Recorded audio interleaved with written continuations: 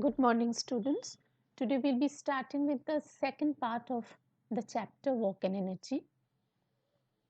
First, we'll be learning what is energy. The word is very much known to us. Since morning, whatever we have done, we have to spend some energy. And energy is obtained in different forms. Now, what is energy? Energy is the capacity or the ability to do work. The amount of energy possessed by a body is equal to the amount of work it can do when the energy is released. It is a scalar quantity. It has magnitude but no direction. As because energy is the amount of work done, so SI unit of energy and work is same. So SI unit of energy is joule or J. It is the name of a scientist, so we are writing all in small, or we can write capital J. The energy required to do 1 joule of work is called 1 joule of energy.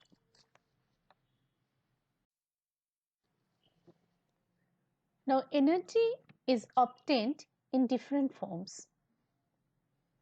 The types of energy we know about are mechanical energy, which can be subdivided into two types, potential energy and kinetic energy. Apart from that, we have chemical energy, heat energy, light energy, sound energy, electrical energy and nuclear energy.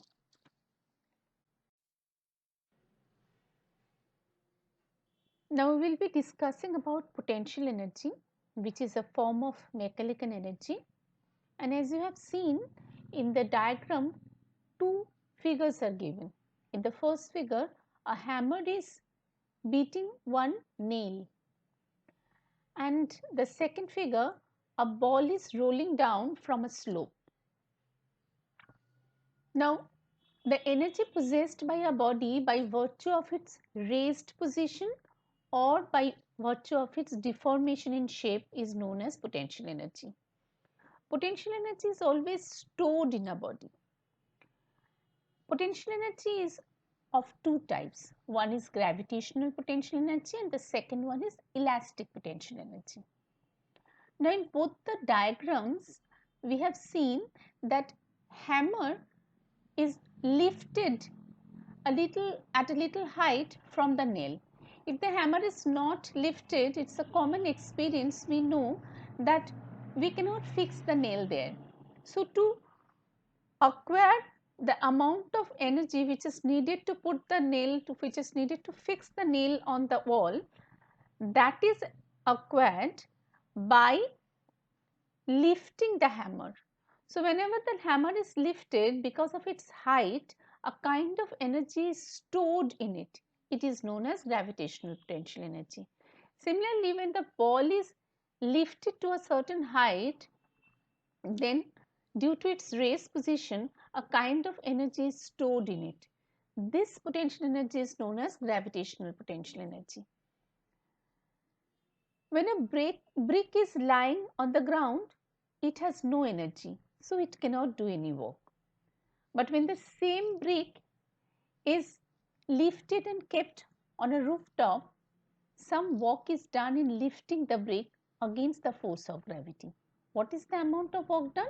That is known as mgh. We have already done in the previous slide. That is work done against gravity.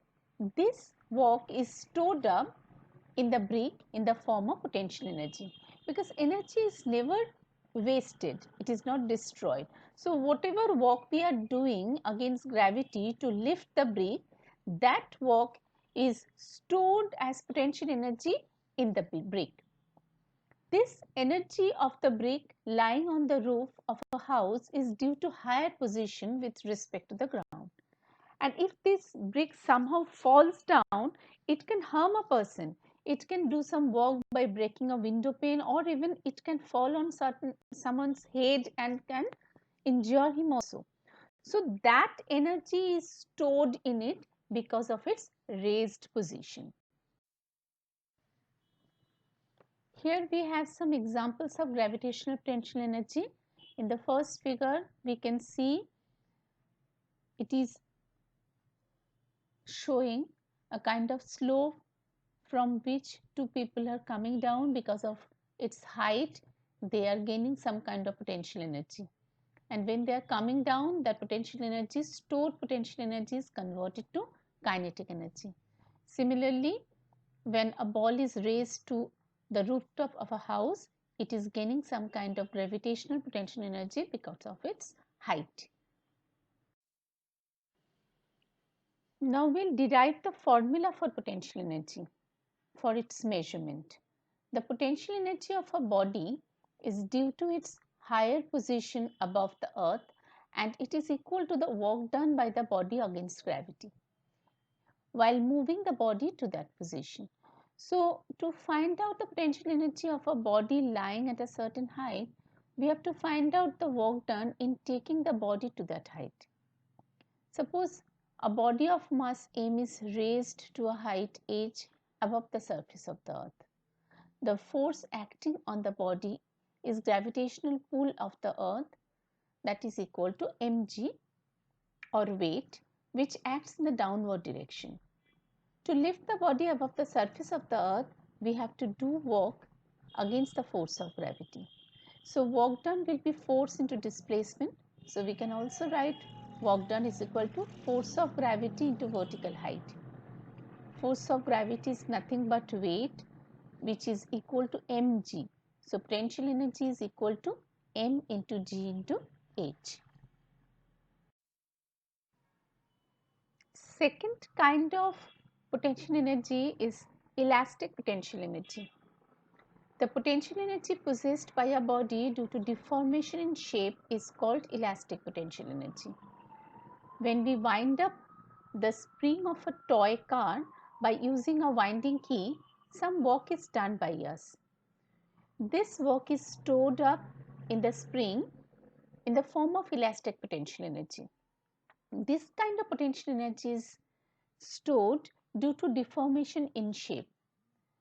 When the wound up spring is released, the stored potential energy is gradually converted to kinetic energy, which turns the wheels of the car and makes it run.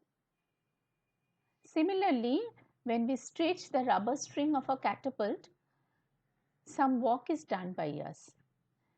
The work done by us is stored up in the string in the form of elastic potential energy.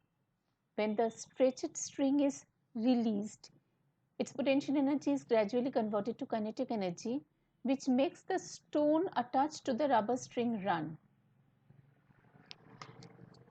Similar kind of example we can see in bow and arrow. When we stretch the string of a bow, some work is done by us, which is stored up in the string in the form of elastic potential energy. When the stretched string is released, its potential energy is gradually converted to kinetic energy, which makes the arrow attached to the string move forward with high speed. Let us solve some numerical problems. Question number 1. If acceleration due to gravity is 10 meter per second square, what will be the potential energy of a body of mass 3 kg kept at a height of 5 meter? Mass m is equal to 3 kg. Acceleration due to gravity g is equal to 10 meter per second square. Height h is equal to 5 meter. Potential energy is equal to mgh, that is equal to 3 into 10 into 5, that is 150 joule. Moving to second sum, a bag of wheat weighs 200 kg. To what height should it be raised so that its potential energy is 9,800 joules? Mass m is equal to 200 kg. Acceleration due to gravity g is equal to 9.8 meter per second square. Let the height be h. Potential energy is given as 9800 joules. The formula is mgh. We are replacing the values. 9800 is equal to 200 into 9.8 into h. H is equal to 5 meter after calculation. Question number 3. A body of mass 2 kg is thrown vertically upwards with an initial velocity of 20 meter per second. What will be the potential energy at the end of 2 seconds? Assume g is equal to 10 meter per second square. Let us write down the given data. Mass m is equal to 2 kg, initial velocity u is equal to 20 meter per second, time t is equal to 2 seconds. H is equal to ut plus half gt square.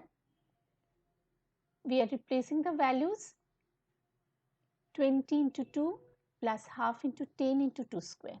We are getting h is equal to 60 meter.